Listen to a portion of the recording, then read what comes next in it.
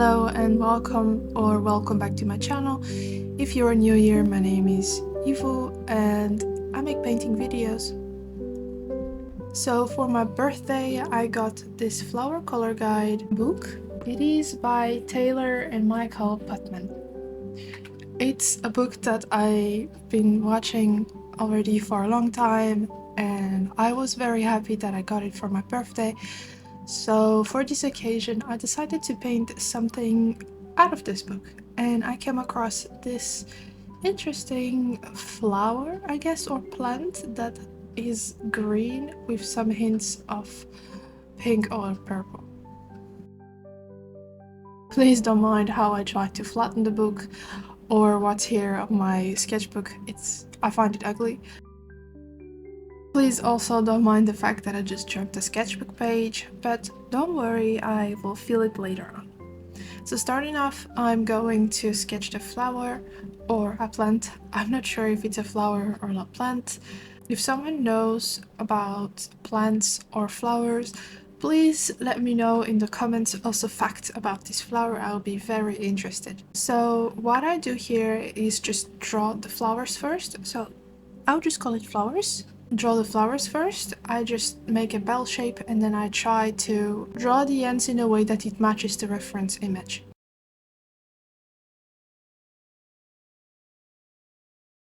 The reason why I draw the flowers first is because I want this to be the center of attention of this drawing, and then later on I just add other things such as the stems and the leaves.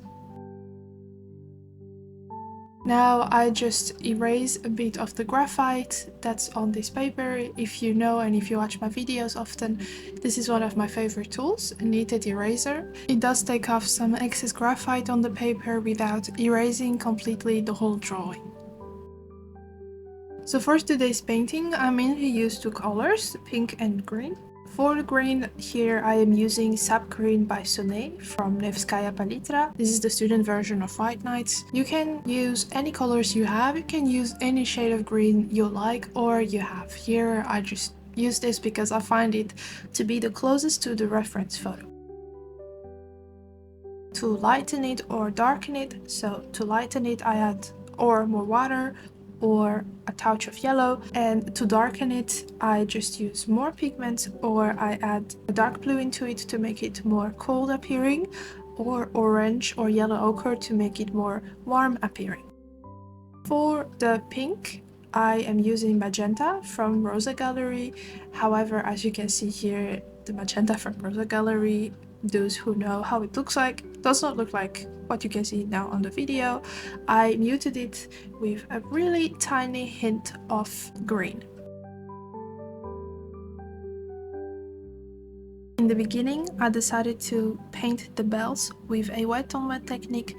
However, I soon realized that this was not the result I was striving for because the colors did blend with each other.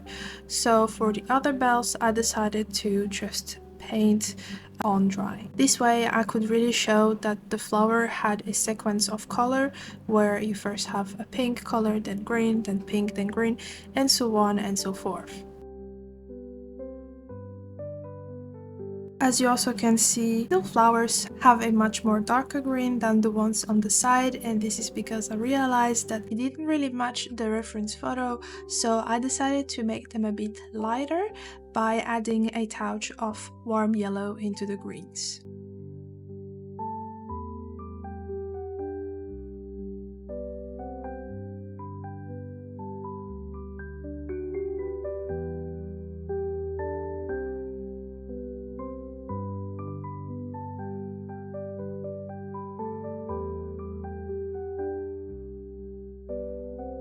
When painting stems and leaves, I like to use a variety of green colors. So what I mean here is that I don't only use one shade of green, for example only sap green, but I do mix a bunch of different greens. As you can see here, the center stem, has a variety of colors. Sometimes it's a bit more warm, a bit more olive looking, sometimes it's more sap green looking, sometimes it's a bit more bluish looking.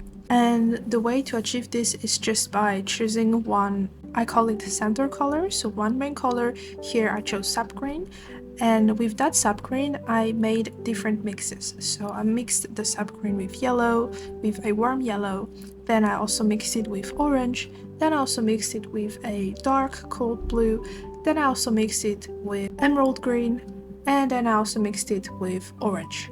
Did I already say orange? I don't remember, but you know where I am going. And sometimes I also mix it with the other color that is on this drawing, which is pink, to give a more of a coherent and more harmonizing look to the drawing. And every, let's say, 1 centimeter of a leaf that I'm painting or a stem that I am painting, I decide to change the color. So for 1 centimeter I paint it with sap green, then for the next centimeter I decide to paint it with the mix of sap green and orange, and then so on and so forth until I finish painting a leaf. Every so and then I also like to add a touch of pink, a little dot on the side of the leaves, just to add more of a coherence and a harmony into the drawing.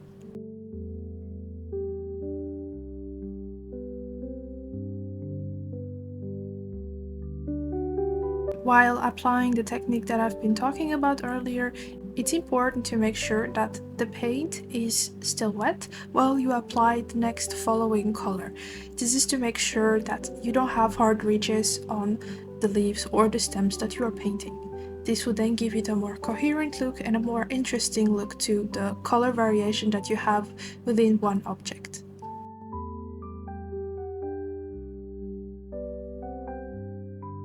When painting with watercolors, especially with botanicals and florals, I like to add stripes. Well, not really stripes, but more details, but often they look like stripes. I find that this adds more of an interesting look to the painting rather than it just being a flat color. Well, I know I do say a lot of interesting look in this video, but it does really add a more elevated, interesting look to your flowers and botanicals in general. And we are already approaching the end of the video. I really hope you enjoyed it, that you painted along, and that you also enjoyed the painting process. Let me know if you learned something from my painting today, or if you have some tips or suggestions, please let me know in the comments.